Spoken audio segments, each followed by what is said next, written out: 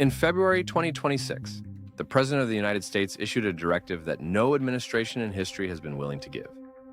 He ordered every intelligence agency in the country to declassify their files on unidentified anomalous phenomena, UFOs, extraterrestrial life, whatever they have, all of it. The Office of the Director of National Intelligence confirmed it publicly. The files, they said, would be released soon. But here's the question no one in the mainstream press is asking. What exactly is in those files? And why, after 78 years of denial, is the United States government suddenly willing to open the vault? To understand what's about to happen, you need to understand what came before.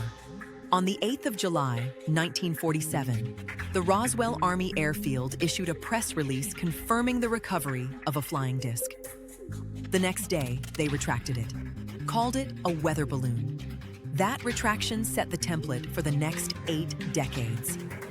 In 1948, the U.S. Air Force launched Project Sign to investigate UFO reports.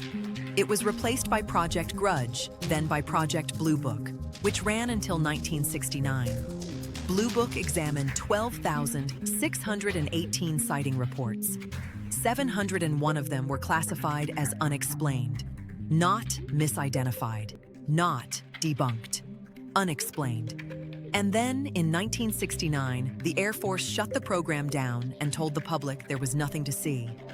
What the public didn't know was that in 1953, the CIA had already convened the Robertson Panel, a group of scientists who recommended not further investigation, but a deliberate campaign to debunk UFO reports and strip the subject of its credibility. The strategy worked. For decades, anyone who reported a sighting was ridiculed. Military pilots stopped filing reports. The subject became a joke. That was by design.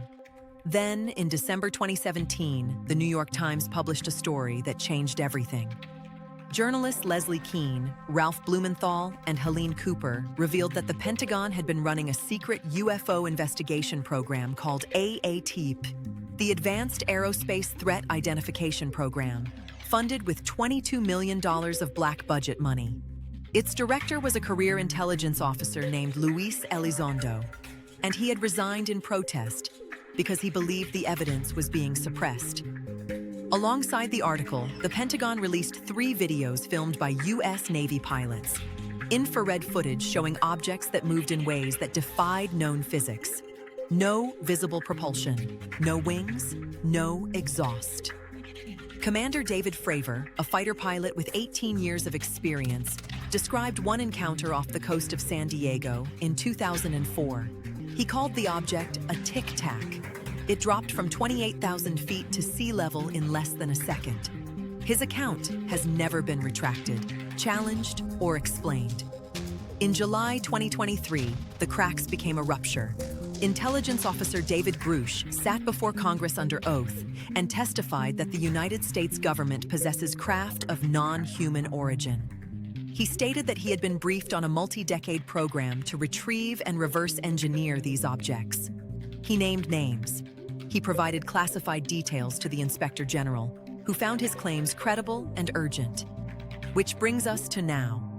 In September 2025, the House Oversight Committee's Task Force on the Declassification of Federal Secrets held a hearing specifically on UAP transparency. Journalist George Knapp testified that the public has been told for decades that there is nothing to worry about, while evidence accumulated behind closed doors. 2 Air Force veterans gave testimony. The message from Congress was clear. The secrecy is no longer acceptable. But here is where it gets complicated. The Pentagon, through its All-Domain Anomaly Resolution Office, maintains that it has found no evidence of extraterrestrial activity. Meanwhile, multiple whistleblowers with security clearances say the opposite. Someone is not telling the truth. The declassification order may finally reveal who. The scope of the order is significant. This is not one agency releasing selected documents. Every intelligence agency has been directed to review and declassify their holdings. The CIA, the NSA, the DIA, the Air Force, the Navy. Experts have cautioned that the process will be slow.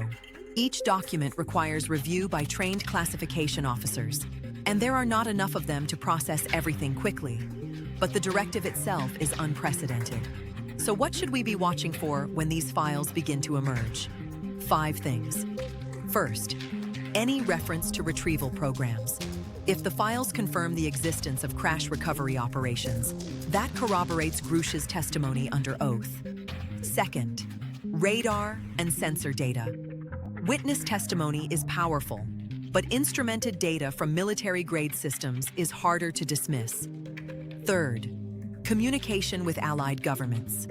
We know the UK, France, Brazil, and Canada have all maintained their own UFO files. If these documents reference international cooperation on the subject, that tells us this is not an American phenomenon. Fourth, redactions. What they choose to withhold may be as telling as what they release. Pay attention to the black ink. And fifth, dates. If these files reference incidents or programs that predate the public narrative, it rewrites the timeline entirely. For 78 years, the official position of the United States government has been that unidentified aerial phenomena pose no threat, warrant no investigation, and have no extraordinary explanation. Now, that same government is about to open the files that were never supposed to see the light of day. The question is not whether the files exist. We know they do. The question is, will they release what actually matters? Or will this be another carefully managed disclosure, enough to satisfy the public, not enough to reveal the truth? This channel will be here when the files drop, and we will go through them, document by document, with you. If you want to follow the evidence as it unfolds, subscribe now. Next episode, we examine 80 years of contact reports involving the beings most commonly described by witnesses worldwide. The Greys.